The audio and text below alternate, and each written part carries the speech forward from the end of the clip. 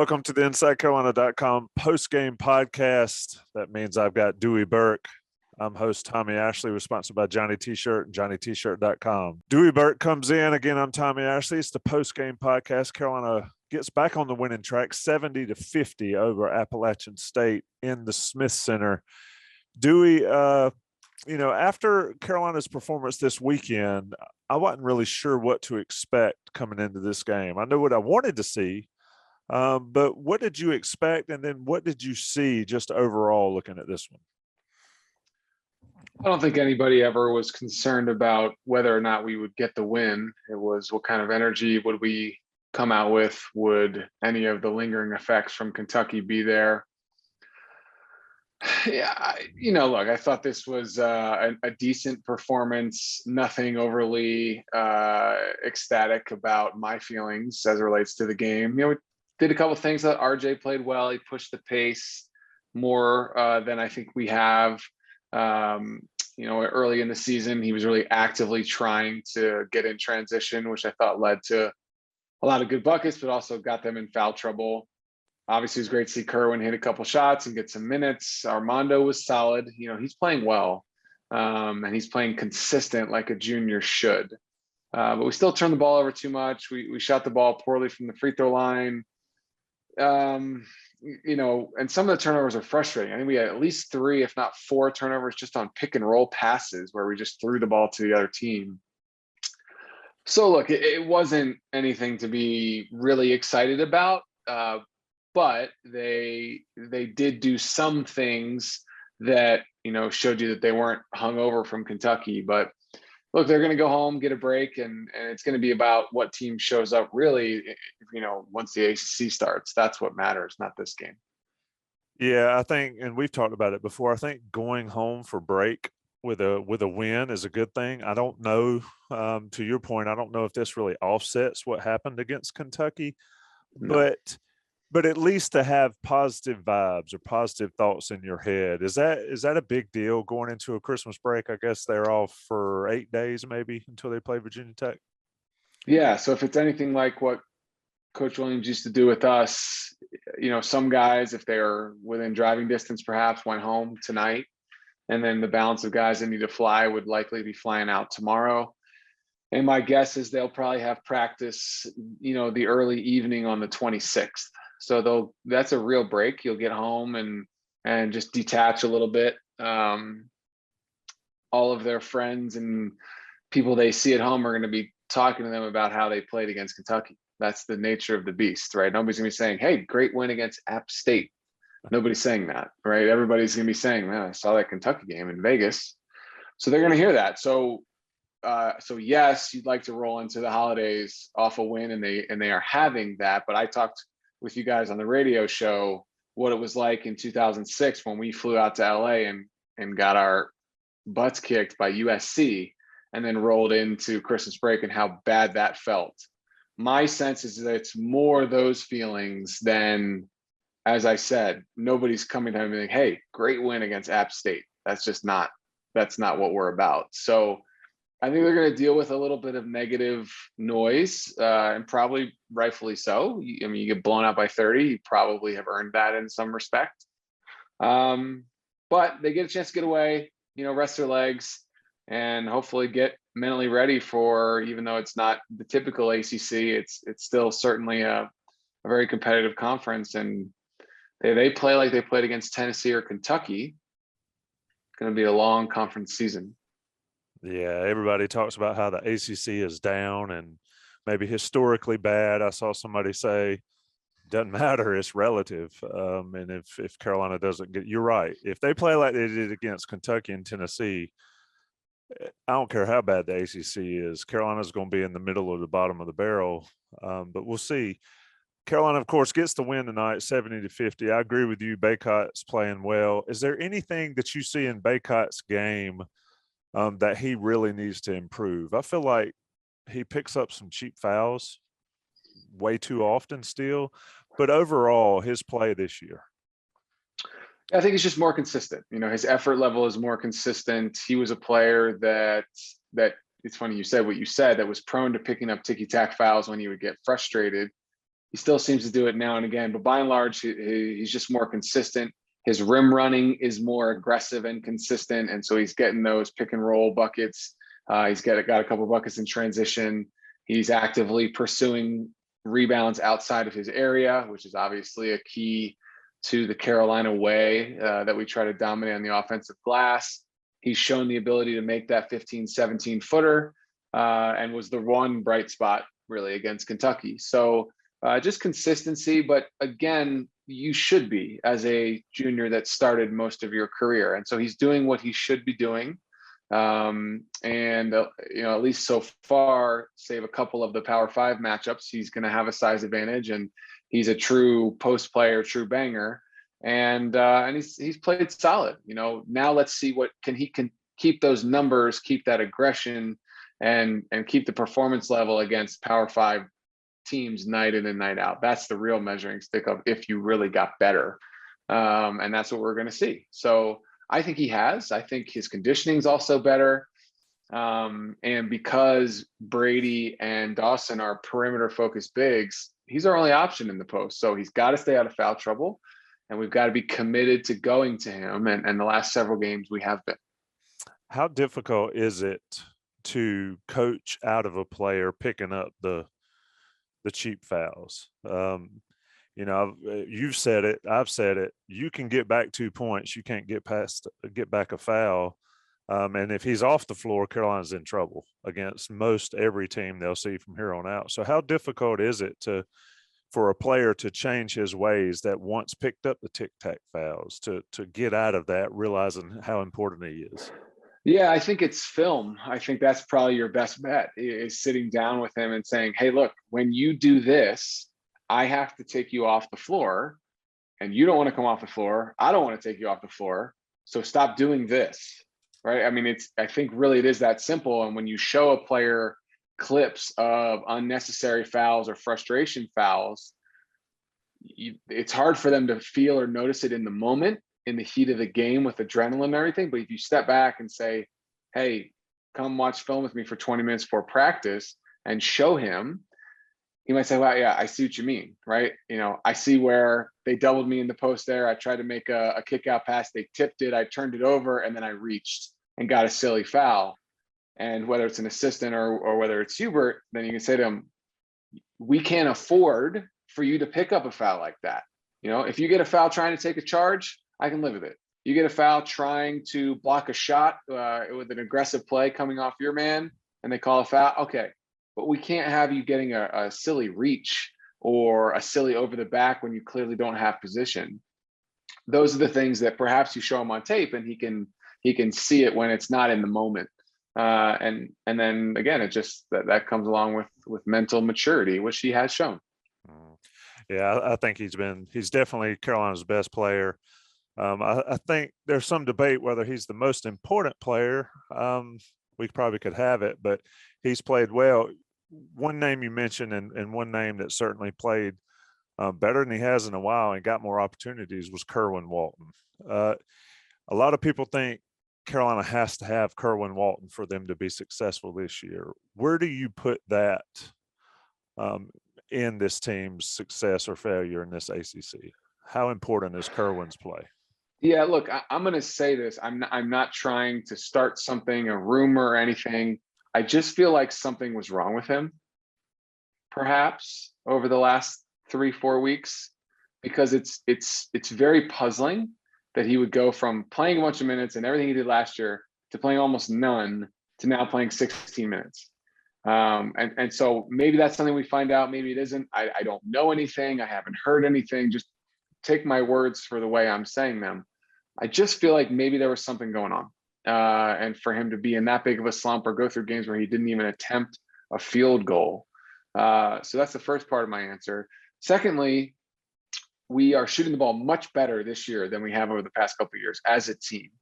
But that being said, he's still our best pure shooter. And so if we want to continue to get the ball into Armando and give him scoring opportunities, if we want the other bigs and the perimeter guys to have driving lanes, having a knockdown shooter is incredibly critical. I understand, and I read the message boards. People have criticized Kerwin's defense, and there's some merit to that. But I just don't think that was what I think there was something going on. I just don't know how else to assess it. And so hopefully he's past that, played 16 minutes tonight, hit a couple shots, looked good, got some loose balls, pushed the ball in transition, and looked more normal. So, between he and Caleb and RJ, and then Brady and Dawson, figuratively, we should have 5 shooters, 5 guys that are truly a threat from the perimeter, but he has not been one of them of late. And so it just remains to be seen if he's back to playing 15 to 20 minutes, or does he go back to playing 4 minutes and not shooting? We'll just have to see. You're listening to Dewey Burke. I'm Tommy Ashley. This is Inside Carolina Postgame Podcast. Carolina wins 70-50 over Appalachian State. And, of course, Johnny T-shirt is your place to be for all your Carolina gear. Dewey, that being said about Kerwin's time, I think one of the most puzzling things, or one of the most challenging things for Carolina fans used to the way Dean Smith and then Roy Williams did things, is the rotation, especially early this season. It's been 7-8 deep pretty consistently. I think tonight, even in App State, you had 2 guys play over 30 minutes. Manic was at 29, Love and Black 25 and 24. So still some heavy minutes. What are your thoughts on the rotation?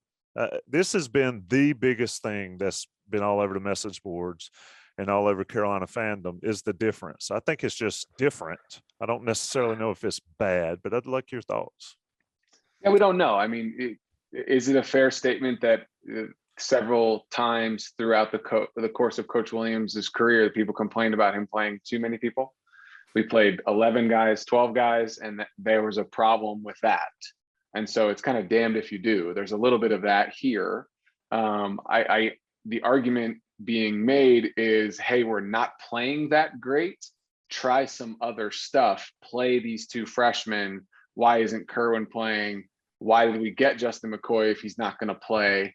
Okay, I understand. But isn't it also fair that we're 11 games in? Like, Hubert is still figuring this out, and he's still trying to manage the rotation. He played more guys tonight, right? If you look down, 7 minutes that's not a ton for McCoy or Dunn. I get it, but he really went 10 deep tonight, or at least 8, which is a little bit different than what we've seen. And I think the reality is Hubert still doesn't know, or not doesn't know. Is still figuring out how he wants his rotation to look. And so, again, Coach Williams would play 12 guys, and people would complain that the 5-star guys weren't getting enough minutes because he was playing everybody. That was happening my senior year. The freshman year of Lawson, Brandon Wright, Ellington, and Dion and Alex Stevenson. Those 5 guys all got a chance to play. And then we also had Rayshawn and Wes and Bobby and Marcus and Danny and Tyler. And everybody played, at least early, right? And then it started to whittle itself down. And I'm sure people complained then, like, wow, Ellington's not getting enough shots. And, Brandon Wright's not getting enough touches in the post. So, I hear it, I understand, and I'm not meaning to ramble and not answer. I just, let's give them a little time. I know we don't have patience because we're Carolina basketball and we expect to win right this moment. I get it, but we are in a transition. And so let's have this conversation February 1st. That's what I would encourage people to just, I get it. We're pissed how we played against Kentucky. So was I. Again, we talked about this before. If the fans could read our group text chat, right, with a bunch of guys that they love and guys that are in the rafters, it bothers us just as much, right? We hate it too, because that's the jersey we wore, right? So we hate it too. However, I think we can acknowledge the transition. So let's just see. Let's talk about this on February 1st. Let's see where we are. Yeah, 100% fair there. We are just 11 games in. One question I have based off that, and I think we can agree is that if you did not give effort, or if you loafed, Roy Williams would take you out, and Dean Smith would take you out, and you might not be seen again, but you would definitely get out. And in that Kentucky game, I felt like there was some loafing. That may be kind of a strong word, but there were opportunities to provide more effort than were provided. Mm-hmm. And those guys did not really come out. Is that a thing that I'm seeing, or is that a thing? Because the reason I'll say if a guy on a bench sees a guy playing less hard than he should, how is that mentality there, Dewey, when you're seeing that and guys aren't going to the bench? Just from a player standpoint. Doesn't help. Look, it's a very fair question. Very fair, on point question. What we can't know, and what I can't give you and the listeners, is how Hubert is handling that in the locker room or at practice. Because Coach Williams, I can tell you, I know exactly what he would say. I know exactly. I mean, he would chew you. He would chew you out on the bench. He would chew you out in the locker room. He'd chew you out in film. He'd throw his coat. All the stuff that we've seen him do for almost 20 years, right? Hubert's different. His personality is different, and his management of the team, he's doing it differently. So he doesn't appear to be a get red-faced screamer like Coach Williams was. I also can't tell you exactly what Coach Smith was like. You'd have to tell me, right? But I think it was probably more like Coach Williams. But what we don't know is how Hubert handles that in film, handles that in practice, what he says to him. But look, when the bright lights are on and you got guys that are giving less than maximum effort, it doesn't look great, and that's fair. And so one of the things you've heard me say on this podcast before, and a mantra of Coach Williams was, I don't promise to treat you equally. I promise to treat you fairly, and fair for each one of you is different. So again, I'm repeating myself. We've been doing this for so long. Coach Williams could not yell at Tyler. He could not yell at Tyler because you knew that guy was already giving absolute maximum effort. If you then yelled at him, I don't know that he would have known how to take it in, really, because like, I'm already trying the hardest I can. I made a mistake. I'm going to keep trying the hardest I can. Whereas other guys, I mean, he used to kill Rayshawn and Danny, arguably his most successful pro, not named Paul Pierce, Danny Green. He used to kill him, right? But Danny could take it.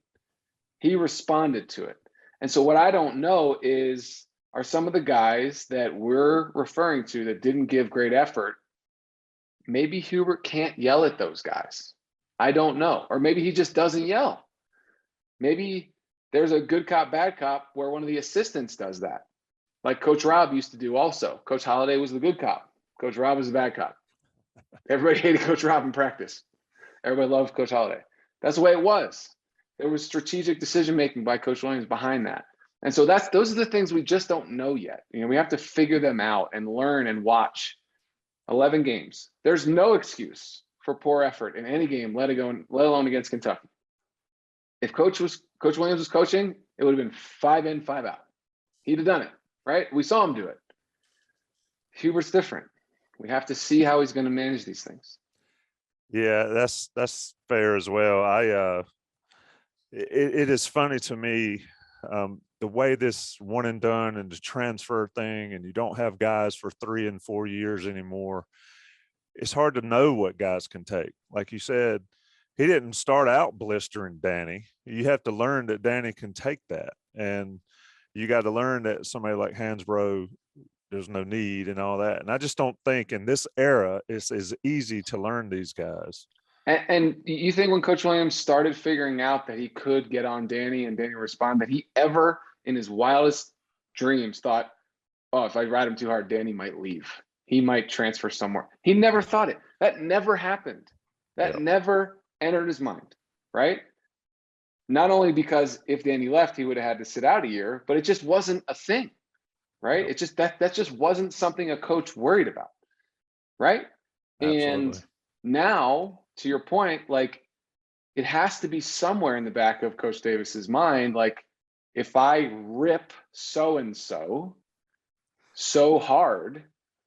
Do I get a text the next day from his dad being like, hey, I'm coming to pick him up, he's leaving? Like that can happen now.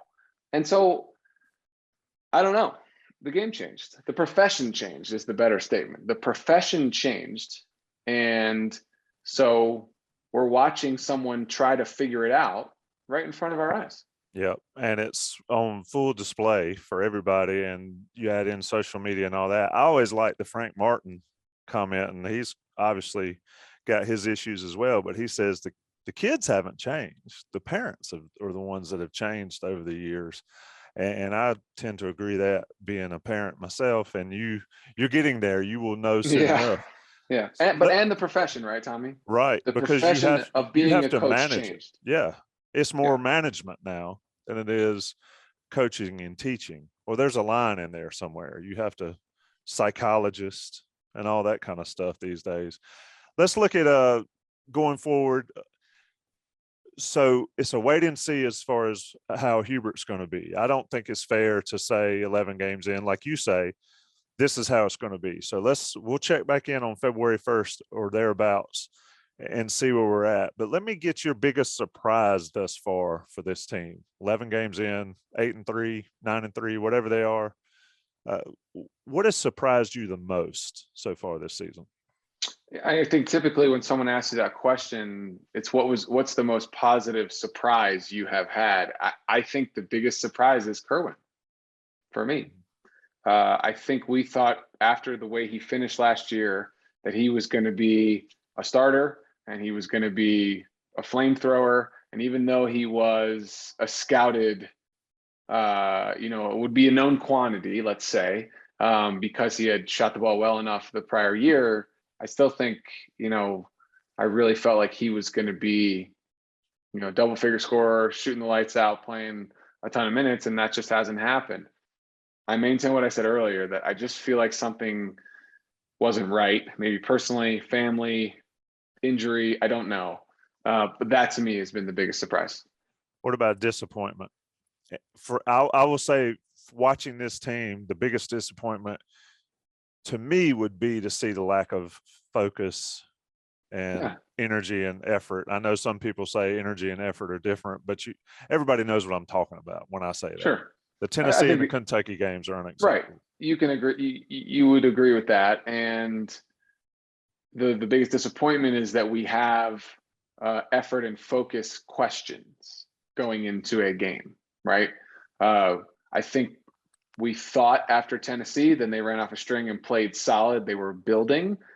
You think, oh, we're not going to worry about that again. Like, we might lose to Kentucky or have lost to UCLA, but not for that. And then we get blown off the floor, right? You weren't ready for that to resurface as a issue for Hubert to have to deal with again. So that certainly is the biggest disappointment, that twice out of a small sample set of games, he's had to sit there and talk about being unhappy with the effort. That's definitely the biggest disappointment.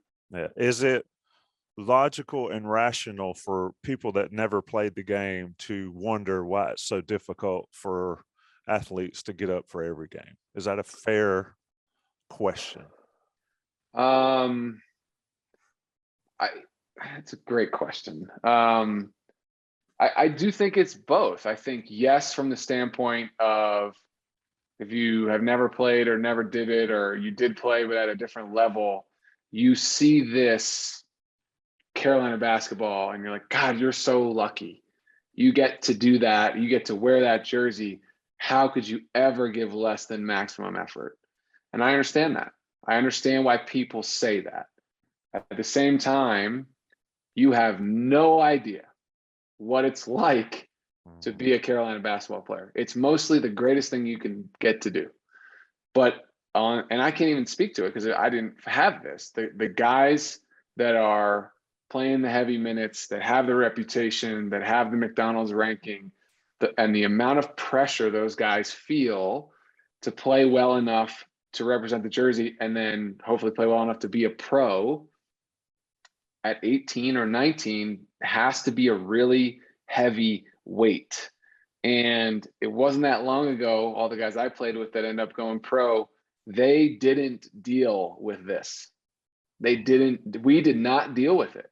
And so those guys at every moment of the day, except for when they're at practice or in a game, are 4 seconds away from reading a bunch of stuff about themselves, positive or negative.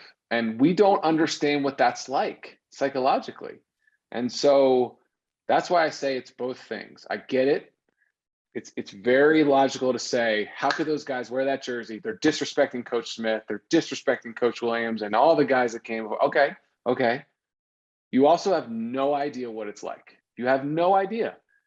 So I think both answers are fair. Right. And it's not just Carolina. I mean, it's every major college athlete or any college athlete. It's not quite as simple as saying play hard every game and do your bit, you look, you don't know who's in their ear. Their mom, their dad, their uncle, their older brother, their AAU coach. Hey, you got to get more shots up. Your stats aren't laying out that you're going pro anytime soon. What are you doing? I don't care what Hubert's telling you. You need to get your shots up. Like if people are chirping in their ear and then they're reading social media, all of a sudden you're like, oh my God, I can't even focus on what coach is trying me to do. And then it extrapolates itself in maybe a lack of effort. I don't know. Right. But look, it is not simple anymore. It just isn't. It's just not, hey, I'm going to play hard because that's what we do. It's just not that simple anymore. It's more complicated than that, unfortunately. Yeah. Let me ask you a question from Twitter. Kent says, Dewey, do you think the team is falling in love with the three-pointer a little more than it should, or are players just settling for those shots instead of driving? The three-point shot is tremendously important in this offense. But do you think they're shooting too many, or break that down a little bit and then we'll get out of here? I don't. I think when the reality is when you have one post player and other than Caleb, you don't have a ton of athleticism to finish around the rim on the perimeter. RJ's undersized. Leaky is not an explosive athlete. Kerwin certainly isn't. And then the other guys that are playing perimeter minutes, Anthony's not going to go bang on you. So because of the makeup of the roster, and then you add the fact that 2 of our 3 post players are outside in guys, it's going to lend itself to that, right? We shot the ball well. The analytics dictate that a couple questionable threes is going to bear itself out statistically better than contested 2s or RJ at the rim, because more often than not, he's not finishing there versus Caleb taking a contested 3. The analytics bear that out, right? The NBA has proven it. That's unequivocal. You can't argue it. And so I don't know what falling in love with the 3 means if the way they practice is if you're open, shoot it, right? Regardless of 1 pass or 5 passes, that's what you're going to do. That's not how it was with Coach Williams, right? We played in transition. We pushed the ball. We took the first great shot we could get, but we didn't force 3s. It just wasn't the way we played. And so this is an evolution also for the Carolina fan.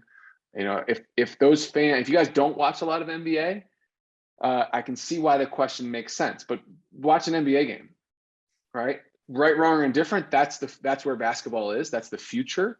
That's the present and the future. So, those guys, you might see 100 threes in an NBA game. So it's just the nature of the way the game is played now. It's not what we're used to with all the bigs we've had and how coach played, but I think it's the norm now.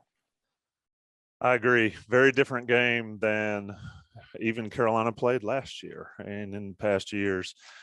Dewey, it's always fun, man. I know it's the holiday season. I know you got a lot going on, but I appreciate you taking time to get in on this one. I can't wait till we can talk more as the season progresses, dig into these games a little more, dig into what's going on a little more, but it's always a pleasure, man. Definitely. Thanks, Tommy. You've been listening to the Inside Carolina Postgame Podcast, Johnny T-Shirt, JohnnyT-Shirt.com.